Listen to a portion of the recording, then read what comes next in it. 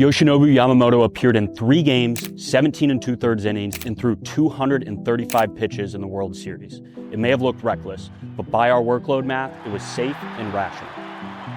Yamamoto became one of 3 pitchers to ever appear in Game 6 and 7 of the World Series after closing out the World Series victory for the Los Angeles Dodgers.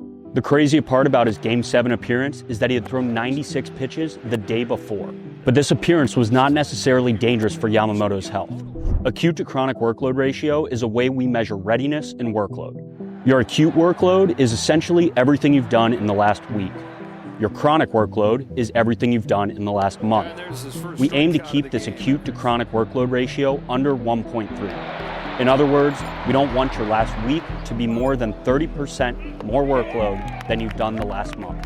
Simulating Yoshinobu Yamamoto's Game 7 appearance, we see these 34 pitches come out to roughly 30 workload units. This is essentially like adding an in-season bullpen on what would normally be an off day.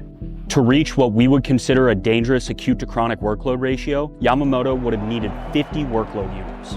We estimate this would be roughly 100 pitches in Game 7. Yamamoto had thrown over 220 innings before the World Series. This is an extremely high base of chronic workload. He also takes care of his body extremely well, allowing him to do crazy things like appear in 3 separate games in the World Series and back-to-back days with the season on the line. And the results reflected that. Yamamoto's average fastball velocity was 96.7 miles an hour in Game 7 of the World Series. This was his fastest in any postseason game this year. And as we know, he closed it out with 2 2/3 innings of shutout baseball, securing the World Series for the Los Angeles Dodgers. You gotta knock him out! The Dodgers stand tall and win back-to-back titles!